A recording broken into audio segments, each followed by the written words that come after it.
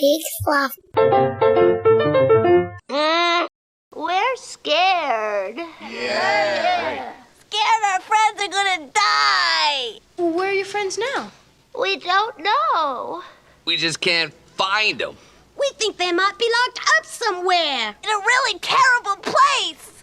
In the state home for the ugly. The state home for the ugly. I can't believe people would make a place like that. Neither did I. I'm ashamed to admit I never did try to find it. I didn't want to believe that such a place could actually exist. Do you believe it now? Oh, now, yes.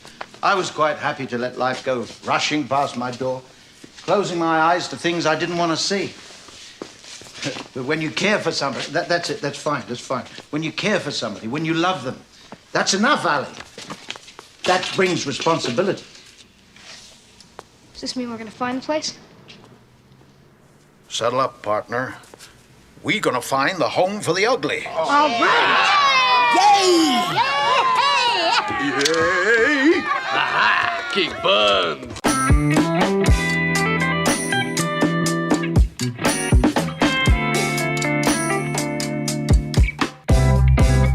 Hey everybody, I'm Joel Murphy. And I'm Andy McIntyre. And this is Silver Linings Playback, the podcast where we watch maligned movies and we find their silver linings. And we are making shameless cash grabs, both in real life and on the show. And this time we watched maybe the most shameless, but least effective at grabbing cash, the Garbage Pail Kids movie. Yeah, I think you're right. I think that this is just because, look, Ready Player One had, a novel it was based on. It was trying to tell this story. I think that it really went pretty heavy on the IP and on putting as many Easter eggs and visual things in it. And I think that does qualify it as a cash grab. I think Battleship, based on a board game, unequivocally grabbing cash. But then you have Peter Berg making it. I think he tried his best. He tried to make a good movie. But this feels like an utterly cynical, joyless, soulless, just the most just like vile, and I don't even mean the characters or anything, just absolute, just barren, sad, empty movie. Yeah, this movie is as soulless as the eyes of the Garbage Pail Kids characters in them. I feel like the whole pitch meeting was like, you guys heard of them Garbage Pail Kids? Oh, those dumb the trading cards? Yeah, those. Do that. That's the whole pitch. So, I know the cards, but help me out because so what do they do? Like, they're weird characters, but like, what's their world? Do that. Do what? The Garbage Pail Kids. Do the Garbage Pail Kids. I don't know. Okay, if I really thought about it, they're kids. They live in a garbage pail. They're kind of a knockoff of the Cabbage Patch Kids. They're gross. Wait, what? What knockoff of the? Sorry. What if they make clothes? Sure, do that. Really? Yeah, do that. Why do they make clothes in this movie? Why do they make clothes in this movie? Why is that? That seems to be their defining characteristic. And also, why is that their skill? Why is that their talent? And also, the alligator eats toes, and the rest of them make clothes. That's a poem. That is. Who knew? Who knew? The alligator eats toes. Yeah, the alligator eats toes. The rest of them make clothes. Why? No one knows. No one knows. Shout out to my garbage pail bros. Whoop whoop. But yeah, so I watched this whole movie and I paid attention to it. And this is normally the part of the show where we describe the plot and kind of set it up for our listeners that haven't seen it yet. And I don't know if I can do that. Yeah. I mean, everyone that's listening that hasn't watched Garbage Pail Kids, which I assume at this point is most of you, and it should be all of you. Let's make that clear. It should be all of you that have not watched this movie. Yeah, don't watch this movie. We both feel very strongly don't watch it. But also, if you're going to watch it because you're like us and you hate yourself and you find yourself about halfway through going, why did I do this? I didn't have to do this. Watch it for free online because it's for free online. Just Google Garbage Pail Kids and that's what I did. It's not hard to find. Yeah, just watch it. Don't give anyone money to watch this. And no, the funny thing is, it's just there online. And I imagine it's because the people who made it are too embarrassed to send a cease and desist letter because they'd have to admit that they made this. No, I own this and I want to make sure that no one else sends it out. It's mine. I alone own the rights to go. No, they won't do that. They'll never do that. No, that movie is there in perpetuity now online. Yeah. So no one from Tops is coming down on us. Tops. I mean, I assume that's who owns. I don't know who distributed this movie, but I know that Tops owns the Garbage Pail Kids. Tops does own the Garbage Pail Kids, and it was made into just a grotesque of a movie. Yeah. So, okay, let's try. There's a kid named Dodger for some reason. Yes. And he's... I assume it's an homage to Oliver Twist. I guess. Yeah. And the Artful Dodger. The it's Artful not. Dodger. But they dropped the word artful because that's not a word that fits in this universe. So No. that makes sense. But he's a teenage boy. He's in love with a 45-year-old woman. Named Tangerine. Who's dating a 65-year-old man. And that 65-year-old man is bullying Dodger relentlessly. Yeah, this clearly adult man and his clearly adult girlfriend are all hung up on this prepubescent teen. And you're probably wondering why. Well, you're going to keep wondering because we'll never answer that question. Because Juice is a dick. Yeah, Juice. Yeah, that's his name. Yeah, it's Juice and Tangerine. He just hates a child and beats him anytime he sees him. And at one point throws him down into the sewer and pours raw sewage onto him. As bullies often did in the 1980s. You couldn't go in. Man, everyone was in the sewers in the 1980s. The Teenage Mutant Ninja Turtles, like Ghostbusters. Jason Taking Manhattan. You had to go in the sewers in the 80s. It was very important. What was it about the sewers in the 80s? They were all radioactive, too, it was implied. Yeah, was it that after, like, Chud, everyone's like, you know what? We need to rehabilitate the image of the sewer dwellers. Right. Which I don't know anyone personally who's ever gone down into the sewers. And I don't think it would be that easy. I don't even think you can lift those manhole covers. Yeah, I don't know any sanitation workers that have done sewer work. A good friend of mine is actually, he does civil engineering for sanitation, but he's never gone in the sewers himself. Yeah. Actually, I don't know if that's true. I might know one person that's gone in the sewers. You never asked him? I was like, no, I think he has mentioned that he has gone in the sewers sometimes. Okay. Well, next week, please report back. I'm going to clarify this. I'm going to talk to my this friends. Is important. I need to know how many people we know who have been in the sewers. Because for me, I'm pretty sure it's 0. I think for me, it's at most 1. There was like one kid when I was young that I remember there was like a clown with a red balloon. And I think he went to get him in the sewer. Oh, yeah, Georgie. I don't know what happened to that kid. We never saw him again. I don't know. But but then you moved to Maryland from Derry, Maine, right? Yeah, that was when my family decided to move. They never told me why either. It was a really weird time where it was this big rainstorm. Georgie disappeared. My parents were like, "We're moving to Maryland right now," and I was like, "Okay." And I was like, "Is Georgie okay?" And they were like, "Yeah, totally." And then I never followed up on it. You never followed? Yeah, why would you? I'm sure I heard like years later, some of the other kids from the town all got together again for some reason, but I didn't show up to that either. Yeah, you weren't invited, or? No, I was invited. I didn't feel like it. We didn't really stay in touch, you know? Yeah, it's fair. You didn't stay in touch with famous comedian Richie Tozier? You know, it's a shame. I would think that like a famous friend like that, because I mean, I know that, as a graduate of Lackey High School, that you're in close contact with Christina Milian.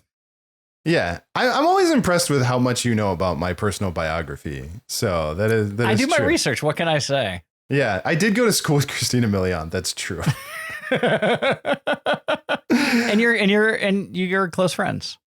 Yeah, we're close personal friends. I was like, the house bunny, do it. And good choice. Mm-hmm. I think it all worked out for her. Yeah, I mean, that movie is flawless. There's a reason in almost 4 years of recording we haven't done a single episode. We haven't done a single episode devoted to the house bunny. Yeah, we don't flawless. do awesome movies with perfect Rotten Tomato scores. No, we do. Which we should mention because we haven't mentioned yet. I believe the Rotten Tomato score for this is 1.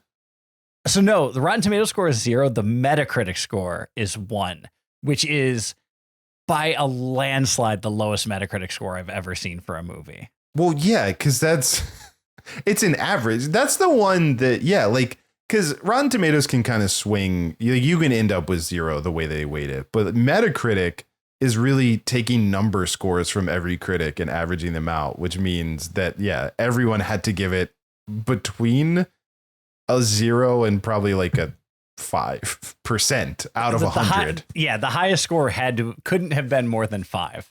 Yeah, for sure. Like one person giving it a 20 would have wrecked that average. Absolutely. And also, how many reviews of this movie are there? It's an old movie that predates the internet. So for sure, 7. Yeah, there can't be a ton. So none of them can actually be positive. And nor should they. No, this movie's awful. I do feel like a lot of times on this show, we'll talk about a movie. And we've had this recently, like Ishtar is a good example, where, or even Waterworld to some extent, where, you know, there's a perception that it's bad and the tastemakers declare it bad and everybody doesn't watch it. And so they just believe that it's bad. And I think that's kind of the spirit of this show is let's go find out for ourselves. We're going to watch it and give it a fair chance. This movie is as bad as you've been led to believe, if not worse. It's easily one of the worst movies we've ever watched. I still think it slightly edges out some of our absolute worst. And I'm curious your thoughts, because I still think I enjoyed watching this more than I enjoyed watching Caddyshack 2. I was going to say Caddyshack 2 seems to be our floor for most movies. And this movie, it has like a car wreck rubberneck quality to it that like you can't tear your eyes away from. And I think that gives it, and it's just, you're just watching it and just wondering why the entire time. Yeah. But you are watching. There's something kinetic about it. There's something that does keep drawing you in. And I don't know what that is. Maybe the dead shark eyes of the animatronic Garbage Pail Kid puppets. I do think that factors in because they look so weird and so unnerving and their voices are so silly that there is something captivating about them. There's like a Chucky quality to them. And they look like the Garbage Pail Kids. Well, okay. So I don't think we properly set up the plot, but we'll try to get back to that in a minute. They didn't properly set up the plot either. So these, if you haven't seen it, and if you didn't watch the video, so you didn't get to see what they look like, they, on the one hand, look exactly like the cards that whoever sculpted the heads sculpted exactly what they looked at. Like it's an A to A perfect, absolutely perfect rendition of each one of these cards. And if you were a kid and you had them and you looked down at them, you would know exactly which one it was. They're rendered beautifully. However, they don't move right. No. That it would have taken, even if it had the level of animatronics which were invented for Teenage Mutant Ninja Turtles 2 years later, it still wouldn't have been good enough. But like the technology didn't exist to make these things look normal. No, well, because you get into the uncanny valley thing where we'll be more forgiving of the turtles because they're turtles. But these are supposed to be human faces. And so they're sculpted perfectly, but they don't really have much in the way of animatronics. Their eyes don't move. Their faces barely move. They really can just kind of move their mouths. And they don't. Yes, if Andy is doing it. I'm talking like the Garbage Pail Kids. Ba, ba, ba, ba, ba, ba, ba. That's what it's like. Although all their voices are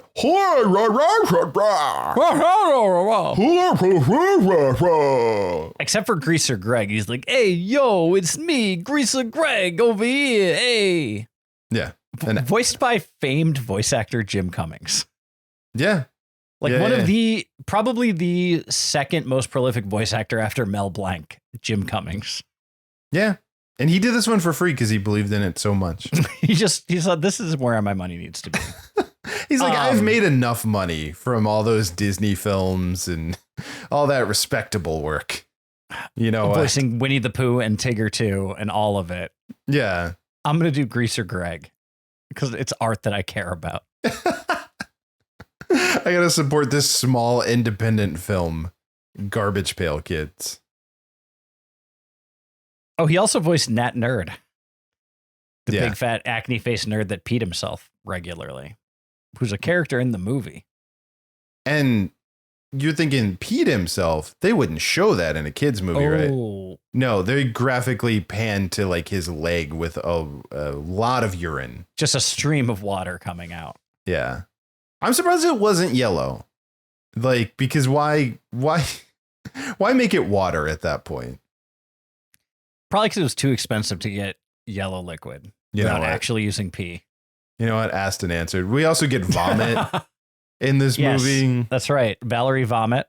Valerie Vomit. She vomits. I mean, the characters are gross. That is true. That's sort of the MO of the Garbage Pail Kids, if you don't remember. Yeah. And I said it, but I guess, you know, there's a chance that some of our audience members are watching this but are young and they don't know what Garbage Pail Kids are. They were, and I don't know if it'll help to say they really were a parody of Cabbage Patch Kids, which is something even older than them. But essentially, they made these baby dolls with weird shaped heads that were very popular for some reason. And the whole gimmick was that they were found in a cabbage patch and you adopted them. And then they came along and were like, we're going to make cards that look exactly like them, but disgusting. And that was the Garbage Pail Kids, because in the 80s, there were these things called trading cards. Oh my God, we have to explain so many things. And trading cards were like the internet, but not fun. They were just pictures that you looked at, like a wallpaper, but that was it. It was just a cheap piece of cardboard with a weird image. They were stickers. Oh, were they? They were, you're right. The Garbage Pail Kids were stickers. Yeah, they were stickers. And they all had names like that, like Valerie Vomit or whatever, or Alligator. And did they have text on the back? Like, did they describe the character? I think there was like a little like file card bio a la the G.I. Joe action figures. Sure. A flawless movie that we can't do this month. No. Yeah. We have done the animated one so far, which is really the best of them. So there's no reason that we haven't done the live action ones. No. But yeah, so they were just, there were these cards that had funny images on it that even as a kid, and I don't know where your level is at, but I had some for sure. I remember owning them, but that was it. I know I wasn't passionate about them. That was like, no, I had some, and like I would actually trade them with people. Like if I had doubles and someone had, like if we both had doubles, we would switch. So we had like actual trading cards with them. But yeah, that was about it. I feel like you just had a stack of them with all my other trading cards. Yeah, I don't know. I had way more trading cards than I think I want to admit. I definitely had baseball cards. I was big into basketball cards for a while. Oh, for in the early 90s. But I also had WWF trading cards. I had some of those. And I also had Batman trading cards of all things. Nice. Yeah, and they all came with terrible gum. Yeah, the gum would chip your teeth and it was impossible to chew. It was just this brick of gum. And yeah, I used to have cards and I would keep them in binders in protective sleeves. And I even had some packs that were unopened because I was very sure that they were going to be valuable someday. I have no idea what happened to any of them ever. They are gone. Yeah, I have no idea. I'm sure my parents just threw them all in a trash can with all of my other stuff the second I left the house for, like once I moved out. Yeah, I think they just threw all my stuff away. I have nothing like that from when I was a kid. I think I've gotten rid of most of it because like my mom has some hoarder tendencies, not as bad as other people in our family, but a lot of that stuff still is at the house. And whenever I visit, I was like, you should go through this. And then I do. And then I'm like, yeah, throw it out. And my mom then doesn't. And then the next time I come through, she's like, you should go through this. And I'm like, yeah, throw it out. That's fun. It's a game we play. What a fun game. It is. It's a good time. But yeah, both my parents have moved. I've moved. Everyone's been so, like just shuffled around so much that nothing is anywhere, like, I don't know. And then I just buy stupid stuff now that I don't need, like this, what am I doing with this? But this is new. I bought this recently. You bought that recent late series Batman action figure from the animated series? Yeah, that it's not the animated series, that it was when it switched to the Batman Adventures, because it's the simplified design without the yellow around the Batman logo. Yeah. And the color's a little darker gray, and so is the belt is a little darker. Nobody cares about that, but I'm saying it. But nobody cares about the Garbage Pail Kids movie either, but here we are. Yeah, and Batman the Animated Series is great, and Mask of the Phantasm, perfect movie. I bet if you looked at its Rotten Tomatoes score, it's 110. It should be, if it's not. Might also be the best Batman movie. It is the best Batman movie. Yeah, that's just true. I think that's just a fact that it is the best Batman movie. Starring the best Batman and the best Joker. Yep. And the best Phantasm. The best Andrea Beaumont, for sure. Yeah, easily the best Andrea Beaumont. No one has even come close. We don't talk about that enough. How, Andrea Beaumont absolutely, just nailed it and won. No one's even attempted. It is Dana Delaney. Yeah, it is Dana Delaney. She's great. Nice. Good pull on my part. Oh yeah, who then also went on to be Lois Lane in the Superman ones. That's right. Yeah. Anyways, Garbage Pail Kids. Yeah. So we have our kid Dodger, played by Mackenzie Astin. Half brother of Sean Astin, son of John Astin and Patty Duke. Yeah, so nepo baby.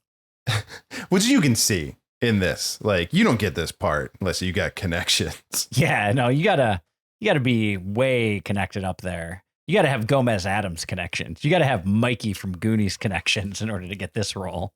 Which I do. Again, who knows how much we want to trust IMDb, but I did appreciate that there is an IMDb trivia thing that says his father read this script. He auditioned for it without telling his dad, got the part. And then his dad, John Astin, Gomez Adams, got the script and tried to get him out of it because he thought it was so terrible. That kind of tracks, not going to lie. I mean, this movie is bad and he had worked in the industry for long enough to know that. So, yeah. And had made enough. I mean, John Astin did both Attack and Return of the Killer Tomatoes. Yeah. Which are flawless movies. But look, I know we're laser focused on this, and we, in the 20 some minutes that we've done this, haven't got distracted from this movie that we definitely want to talk about. But have you ever, do you know about Sean Astin's parentage? Well, so I know that John Astin is not his biological father. Right. He's his adopted father because he married his mother, Patty Duke. Yes. Is that it? Or was there more?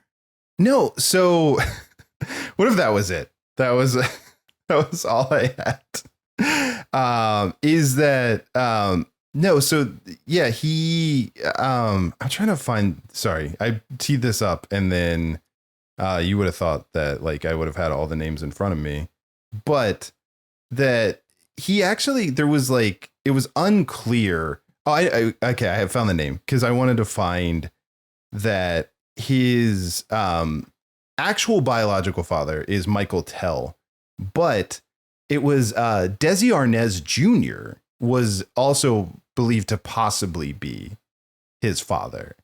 And he wasn't sure which one was his father. And it was kind of like a scandal at the time. And then Michael Tell married Patty Duke, and they were only married for a very short amount of time to kind of, quell the rumors at the time. But then Patty Duke at one point was like, Desi Arnaz Jr. is probably your dad. And so he wasn't sure. And then he actually got biological testing and found out that it was Michael Tell. But I'm saying all this because it seems like Sean Astin had a real Mamma Mia situation. And he says he talks to all four of his dads. Wait, four? John Astin, Michael Tell, Desi Arnaz Jr. That's three by my count. And his then subsequent dad that married his mom later, whatever his name is. Another after John Astin? Yeah, because they didn't stay together. Oh, okay. Yeah. No, definitely read somewhere that he calls 3 different guys dad. I think it was 4. Maybe it's 4. I don't know. But either way, Mackenzie Astin plays Dodger. And he's in love with Tangerine, who is dating Juice, who likes to beat up children. Tangerine is 41 years old. Yeah. And I mean, do you want to? We keep joking about it, but you should say that you said you looked into this, right? So according to IMDb, both Katie Barberi and Mackenzie Astin were both born in 1972.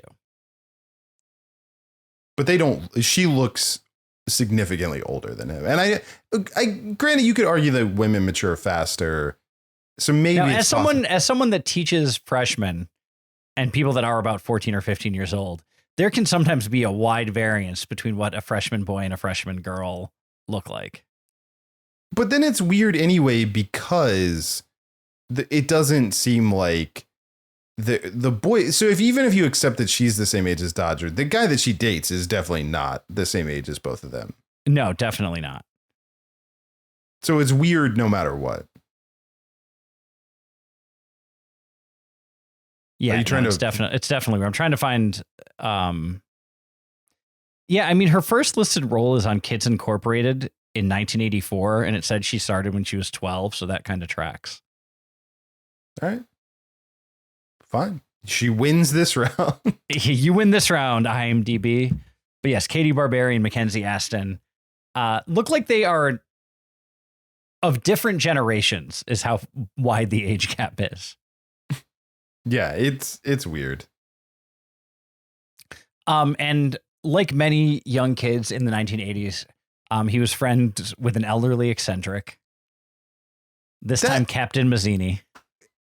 What is it? Yeah, what was going on in the 80s? What in the Doc Brown was happening in the 1980s that and Dodger, as far as we know, has no parents. Yeah, he has no family, just has Captain Mazzini. And yeah, he hangs out with this guy in a magic shop. It's weird. Also, so the Garbage Pail Kids are aliens. I guess are aliens, and they live in a garbage pail that the weird magician man who's friends with Dodger keeps, and he keeps it on a high shelf, and he refers to it as Pandora's box, but then gives a description of what Pandora's box is that is just blatantly incorrect. That it's not in any way close to what that myth is. So that's fine. Wikipedia didn't exist then. So they were just doing cocaine and trying to remember what Pandora's box was. And they didn't get close, but that's fine. He says they're evil and they live in this garbage pail and don't let them out, even though all it takes to let them out is just to knock this over. So I'm going to put it up on a high shelf. Because nothing that can ever fall from a high shelf. And then the man who is dating the teenage girl that Dodger wants to date shows up again for his daily vicious beating of a child and beats him up in the store until he knocks over the pail. And then it turns out they're not evil. They're just misunderstood, except for Alligator that wants to eat toes. Right. And also you're like, but didn't you say something about clothes? We did. They're all really great at making clothes, and Tangerine wants to do fashion, but not make fashion clothes. Designer. She wants to be a fashion designer, but she herself does not design any fashion. She just sells thrift store clothes to her friends for cash.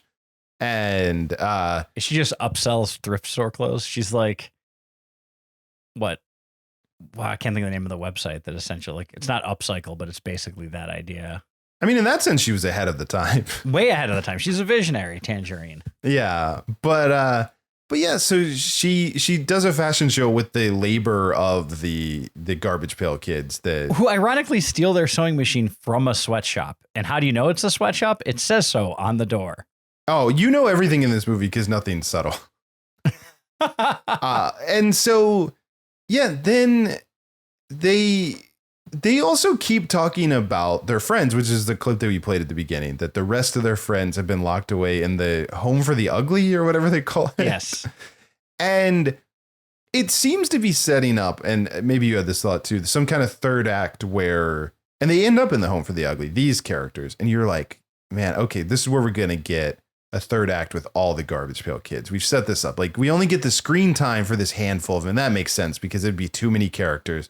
But they've spent so much time on this. They must have like 30 more Garbage Pail Kids for the finale. They don't. And in fact, they're like, oh, I gassed our dad. That happened. Yeah. That happened. They just start. And it's seriously, Manzini is like, yeah, remember when that garbage truck like crushed that can? That was all them. They died horribly. In pain. They're in pain right now, Dodger.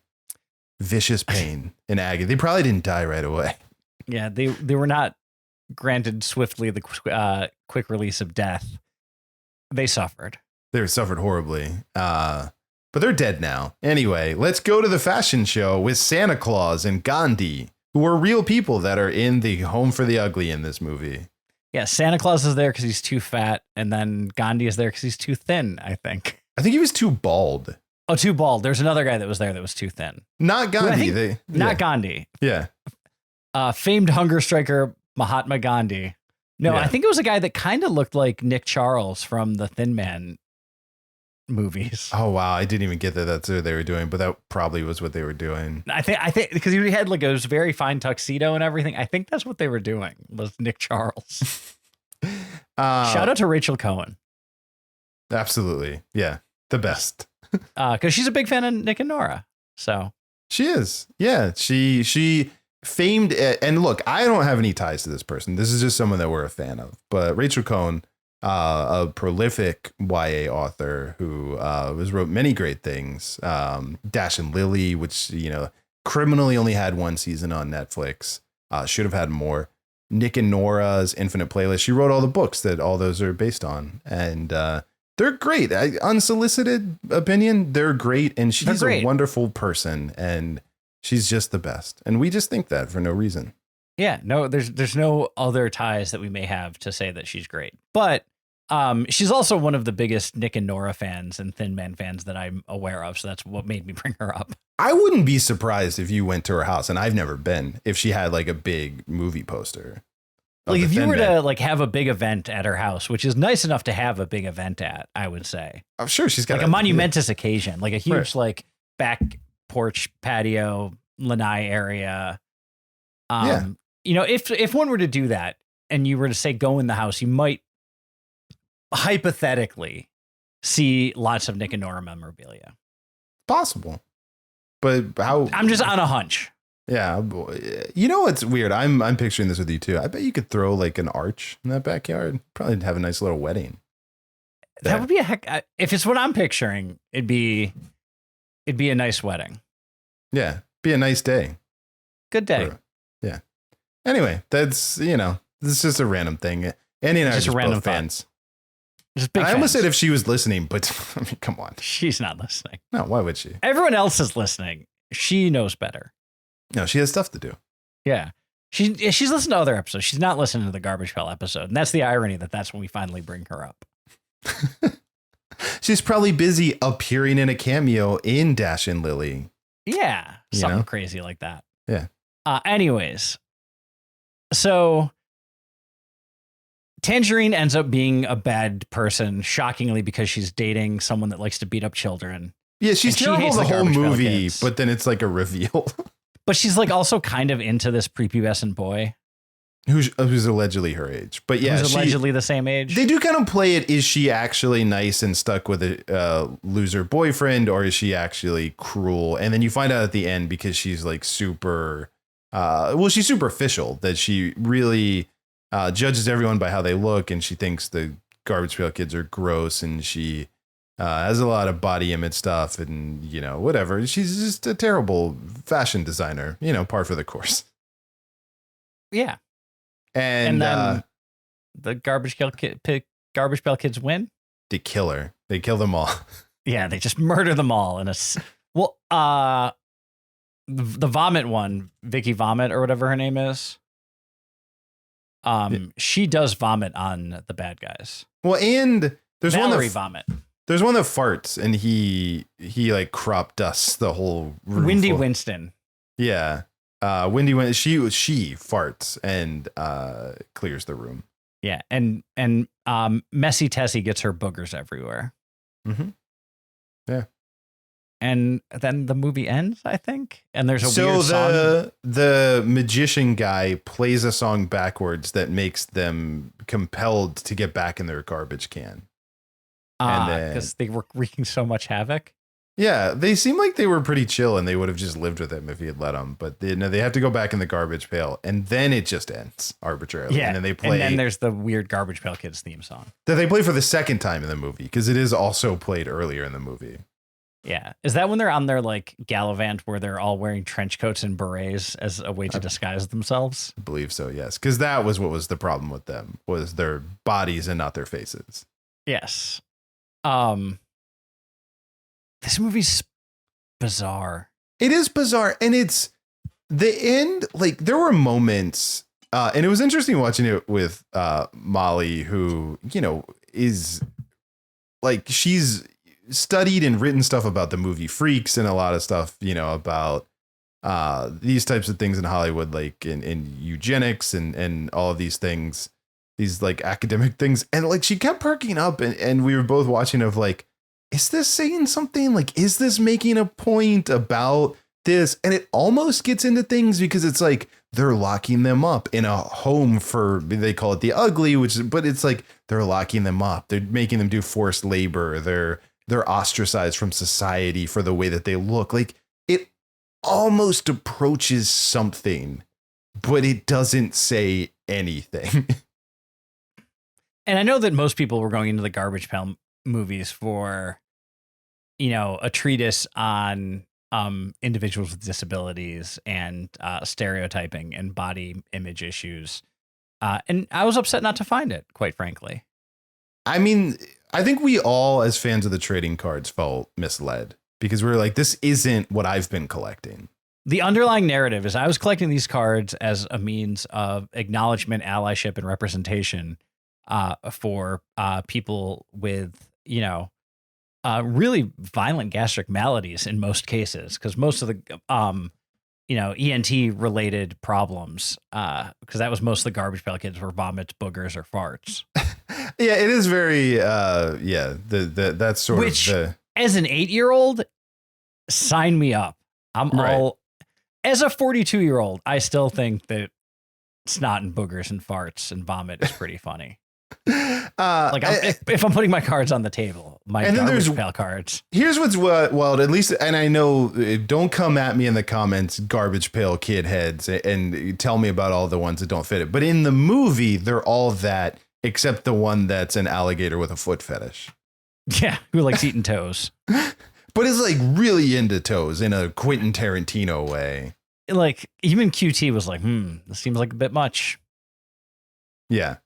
I do think that this movie still even accidentally kind of brushes up against the Rudolph the Red-Nosed Reindeer moral of, you know, under capitalism, deviation from the norm will not be tolerated unless it's useful. Yes. That's one of those things like that is the thesis of Rudolph. That is not what the filmmakers intended.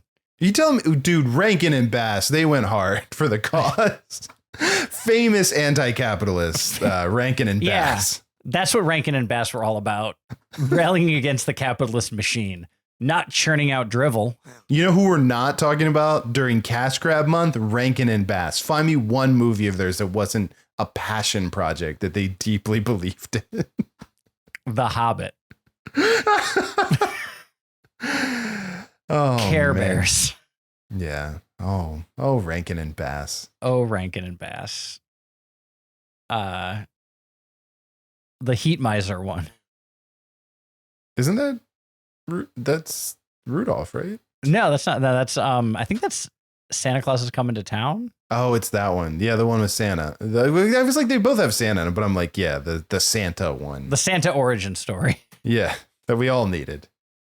Yeah, filled in all the gaps. Nobody likes a skinny Santa. That's the important thing to remember too. Yeah. But if he gets too fat, he gets locked up in the home for the ugly. So you got to thread that needle, toe the line. Right there in the middle, Santa. I don't know. We could talk about what's wrong about this movie for a very long time because it's almost everything. Is there anything else you want to highlight before we pivot? I mean, I know we've said it, and I think everyone gets it, but I don't. Why did they look like that? So let's parse this out. What's the alternative? Do you make things that animate and move better and look less like the Garbage Pail Kids? Yes. Okay. Yes, I asked think- and answered. I think if you took someone's face, and so it was their actual face, and maybe put prosthetics around it, to give them the cheeks and the head. I think there was, I'm not saying there's a good version of this movie. Don't ever think that I'm saying that. But I at least think on a purely performance level, I would have enjoyed personally if you created prosthetics to approximate the head shape and left the actual facial features to be that of the actor. Okay. I think it would have been better marginally. I don't know. Something about the dead shark eyes did it for me. I don't You know like what the it dead was. shark? I like the dead shark eyes. They didn't seem like kids, right? Can we just say that? They felt like garbage pail adults. They did feel like Garbage Pail people. Yeah. And they were called kids because they were short in stature. Which is Except really for fucked up. the baby. I mean, that's He looked not like a okay. baby. And acted like a baby. Foul Phil did look like a kid and acted like a kid because he asked if everyone was his daddy or his mommy. You know, like kids do. Mm-hmm. That's all I was saying when I was a kid. Are you my daddy? All right. I mean, but yeah, we could probably pivot. Something about this movie existing makes me happy. It's just knowing that it's out there. There's like, I derive some joy from that. I derive some joy from that. I derive some joy from John Astin having to go see this. Yeah. Probably in a theater, possibly during the premiere. And also, a bit older brother who, has like, he's a half He's brother. post Goonies, pre Rudy at this point. He probably went to the movie to support Mackenzie. So you got two heavyweights in the industry. Patty Duke also probably there. And Patty, yeah, let's not leave out Patty Duke. So three titans of the industry all go into this screening to support young Mackenzie, who's trying to make his career happen. That's funny. That just funny to think about. That one of the most famous character actors of the 60s and 70s in John Astin, one of the most famous TV stars from the silver age of television, for lack of a better word, in Patty Duke. And then Sean Astin, who is a phenomenal actor and has probably played in more iconic movies than almost anybody. Yeah. No, he's the best. Who doesn't love Sean Astin? But between Goonies, Rudy, Lord of the Rings, and 50 First Dates, he did them all. And even if you include TV, he had a nice arc on Stranger Things pretty recently. Yeah.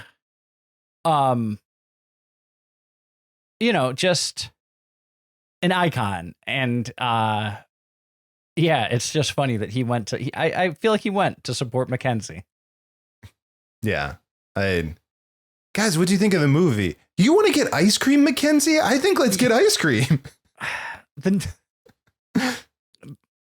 The Cookie Puss has just gotten restocked at Carvel. Let's go get some. Yeah, for sure. So now so you can all imagine Mackenzie, Astin, Sean Astin, John Astin, and Patty Duke just sharing a Cookie Puss. Sean, you did the Goonies, and now this is my Goonies. They're the same. Sure it is, bud. Sure it is. We did the same thing. We both starred in iconic movies that everyone's going to be talking about 40 years from now. We sure did, bud. I mean, we are talking about it 40 years. We are talking about this movie more 35 years later. Yeah. That is a thing that we're doing. So you know what? Or actually almost 37 years later. So you know what? Mackenzie Astin in that fictional conversation we just made up was right. Fictional? Fictional? He had a point. He real canonical Mackenzie.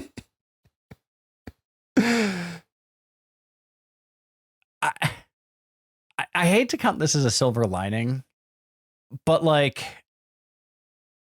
you could see the F it, let's just keep going attitude of everybody involved in every step of the way. Like you like just from just knowing that they had intended for there to be more Garbage Pail Kids in the Home for the Ugly. That was obvious. And when they weren't ready, they're just like, screw it, say they all died. That happened, and that's awesome. It is. And you cannot convince me that that's not what happened. No, it's 100%. Because why would they not? Like, why would anything else have happened? Because here's the thing, too. You only kill them off if you're absolutely convinced that this movie is going to fail, so there's not going to be a sequel. And also, like, that there's no chance that you're getting them. We're never seeing them. So for sure, on the day that we'll have 20 more Garbage Pail Kids heads ready for you on the day. No, we ran out of money. Sorry. So we went to Spencer's Gift. We found a Santa Claus costume, a Gandhi costume, and a tuxedo. And a tuxedo. Film something. We already built the crates that they all live in. Okay, but we're going to have the scene where they fight the 10 security. Well, that's the thing is, like, that's why they all had to be sitting down, because they had the cells that were Garbage Pail Kid size. And they had real people. This is what happened. This is totally what happened. Also, there were supposed to be more security guards, and they only had one guy. And two dogs. But absolutely, this was the movie running out of money and just scrambling. Well, yeah, and how I know this is that this is an IMDb trivia fact from the movie. The Garbage Pail Kid facial puppet heads required more detail work for facial animation prior to filming. The effects team didn't complete the heads on time. Rod Amateau, the director, made the film anyway, expecting the puppet heads to improve during filming. Yep. Through what, magic? Yeah. Because he had to. Because he really was looking at his life choices and going, gotta make it work. And another IMDb trivia fact, this is the first movie ever to be based on a trading card / sticker series. That can't be true. There's gotta be. You're telling me Gone with the Wind wasn't based on a trading card series? No, it's actually based on a Margaret Mitchell book. Oh, okay. But what about Butch Cassidy and the Sundance Kid? You got like their cards and the bicycle and like the horses. That was those were actually children's toys. That was the first movie based on children's toys. Okay, that makes sense then. But Wizard of Oz, that had to be a bunch of trade, because there's all sorts of weird stuff. There's flying monkeys and there's a witch. A lot of it doesn't even make sense. It just seems like how you'd sell a trading card. Here's a green witch. Here's a pretty witch. Here's munchkins. That's all just trading cards. Yeah. That you might have a point about that. It's certainly not based on an allegory for populism and the gold-backed currency crisis of the 1890s. It's definitely not that. That all sounded made up, like nonsense. So yeah, of course. Yeah, just like the monkeys and the munchkins and all of that. Mm-hmm. Yeah.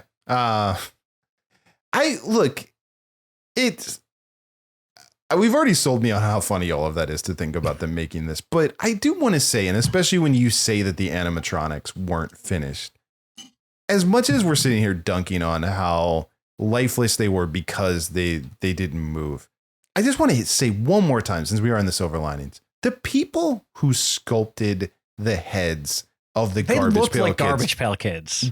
Nothing has ever looked more like a Garbage Pail Kid than those heads that those actors wore on this set. Look, if you can go back to a simpler time when Mackenzie Astin was excitedly telling his dad that he got cast in this new movie, the director hadn't been broken emotionally yet, and everyone thought that I don't know, it could be something. We're the first one based on playing cards. Maybe that's going to be the future. Maybe all movies will be based on trading cards in the future, and they didn't know. There was a moment where in some shop somewhere, a team skilled artists took a pack of Garbage Pail Kid trading cards. They looked at each one of them and they sat down and they sculpted these beautiful 3-dimensional, like, you know, detail one-to-one detail heads. And they had to have stepped back, looked at the heads, looked at the cards, and went, Garbage Pail Kids, we did it. I didn't think we could do it, but we did it. And that day was undoubtedly the only good day that anyone had shooting this movie. Good night, everybody. Silver Linings Playback is a production of HoboTrashCan.com. If you enjoyed the show, please rate or review it on Apple Podcasts. Hear more great shows on the Peak Sloth Podcast Network.